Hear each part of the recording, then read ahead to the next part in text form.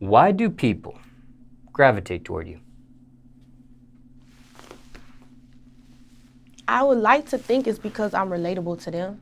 I try to stay as much like relatable to people, and then I don't sugarcoat shit and I don't bullshit.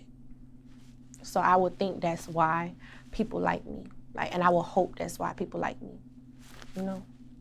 Where does that stem from, you not sugarcoating? I think it's sugarcoating how I feel and like being transparent about myself. Yeah, not sugarcoating, being raw. It started from like in Miami. Like, I love Miami, I love my city, but like when I was like coming up in Miami, like in high school, I did not have it like that. Like, I ain't dressed good, I ain't have my hair together like that, nothing. And people used to make fun of me. Like, I used to be on Facebook, Miami Facebook. You on Miami Facebook, boy, and they talking about you, you famous. I was on Miami Instagram getting talked about, and it was just on some shit like, you know what, fuck it. Everybody started finding out I was wearing synthetic hair. That's some bad weave. That's all I could afford at the time. So you know what, I used to post myself going in the store buying the synthetic shit. Like, yeah, what's up? Like, I'ma laugh at myself before anybody do. And from there, it started going up and up. They used to talk about my clothes. All right, yeah, I boost this. Like, it's not mine, it's my friend. My friend let me borrow a polo t-shirt. That's like it. Like, my parents wasn't broke, but like their priorities wasn't on designer clothes and designer shit like what people thought was popping. Their priorities was on bills. Their priorities was on that. And I'm not the type of person to ask for all of that. So it really started from there. So I just started being transparent with myself. Like, I don't have it like that, and I'm not for the front for everybody like I got it like that. So I just started being transparent from there too. And did you say what age or what grade this was in your life? This was my 9th, 10th, 11th grade, like coming up. Like, I had Instagram followers and people expected, okay, you got Instagram followers, you gotta look a certain way, you supposed to have it a certain way. I had Instagram followers, I didn't ask to get IG famous, it happened. So why I'm finna change how I dress and everything or pretend like I got it like that because I got some followers, like, it wasn't like that. How did you get that following? I know you didn't ask for it, but how'd you receive it? I met this dude named I really went viral first skipping in class in high school, and it was this dude I was talking to who I couldn't get over for some reason. And I was just making this freestyle in class, and I was like, man, y'all record me. And I had one of these girls record me, and I sang a preview of it in class. And I posted it, and it went viral. Like, it went viral in Miami. And that's when I got my little bit of following. I had like 16K, the mood pages was posting me. I thought I was popping, and then I lost that page. And then I got my following bigger when I met this dude named Anderson. And I just seen a vision with Anderson. Like, he was light-skinned, he was cute, and he sang too. So I'm like, yo, one day I was just like, yo, for fun, we was like in the neighborhood. I'm like, hey, you wanna go viral? He like, what I gotta do? I'm like, let me sing to you. And you sing to me, and it worked. Next morning, I had so much followers. And this was all on Instagram? All on Instagram. And it's just you posting it? That's it? There's no other secret than that? Nah, I just posted it, singing to him. Like, I knew that's what mood pages liked. Like, and then on top of that, we was both good looking, and he could sing and I could sing, so it went hand in hand with each other. Now, I have interviewed Anderson, Mm-hmm. and if people want to see my interview with him, they can search for that on this YouTube channel. Mm-hmm.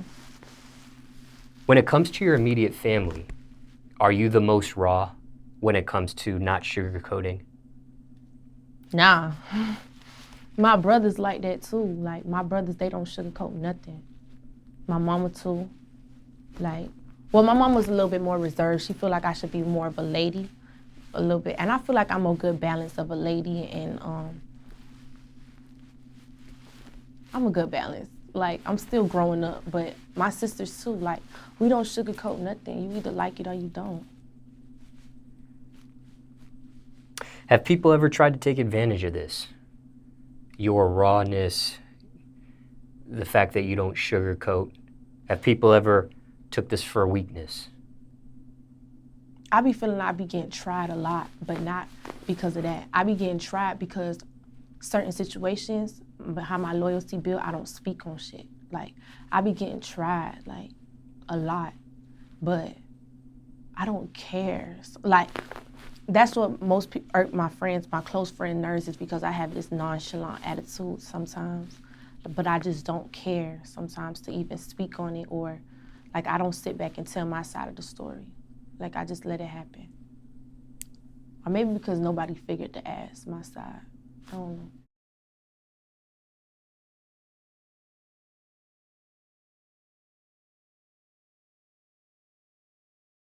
When it comes to your rawness and the fact that you don't sugarcoat, has anyone higher up, and when I say higher up, an advisor, a consultant, management, record label rep, I don't know, ever asked you to tone it down? Or maybe the opposite, they tell you to embrace it, maybe encourage it even more? My label embraces me. They be like, you got a good balance. They be like, you classy, you got your classiness, but sometimes you got your moments. And it's true. The only time somebody tried to make me tone it down when I was in school causing trouble, and I had to do counseling because I was in the system.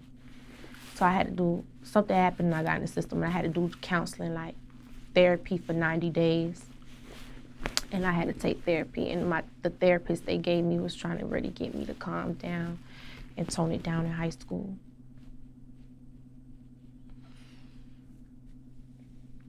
What are your, did therapy work out for you?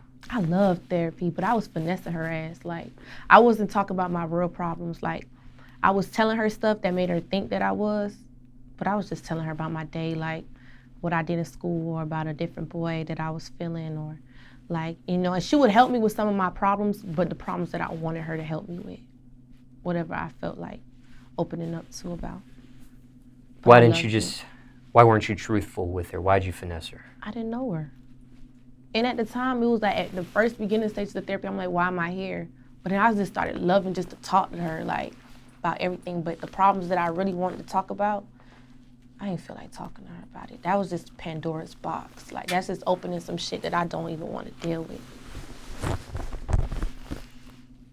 Looking back, though, do you wish you would have? Yeah, hell yeah, because them therapy prices was cheap. I looked up therapy the other day. That shit was like $500, $600. I said, I'll talk to my friends. They got all the answers I need, bro. Who's finna pay that shit? I'm not.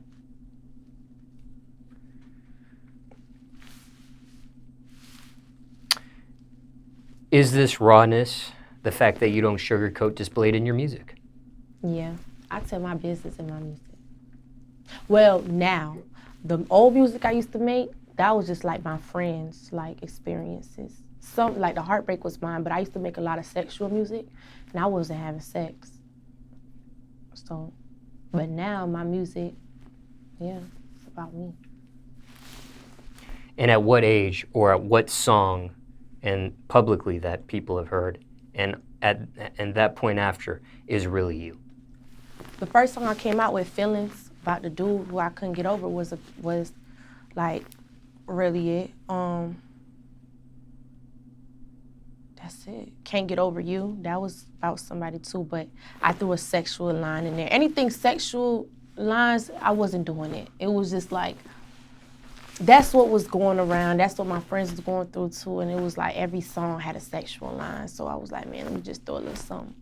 But my music now, like the previews of the music that I be playing now, that's all me. Everything I talk about in my music now is all me. It's all me. When it comes to a significant other, being in a relationship, has being raw and not sugarcoating ever been an issue? I had one relationship, one real relationship. And when I was with him, we was both honest with each other, like, about everything. And it was too honest. Like, damn, like, lie to me sometimes, show me you care. Like, it was just too honest. Like, it was just too open about anything and everything. Like, and sometimes that could be, it's good to be open and honest about a lot of stuff, but sometimes you don't want to know certain stuff. What's an example? like cheating.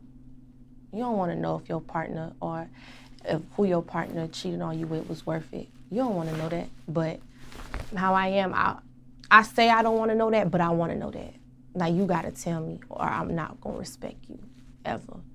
So I can't get mad at nobody but myself because I be asking for honesty. But damn, sometimes I wish a motherfucker would lie to me.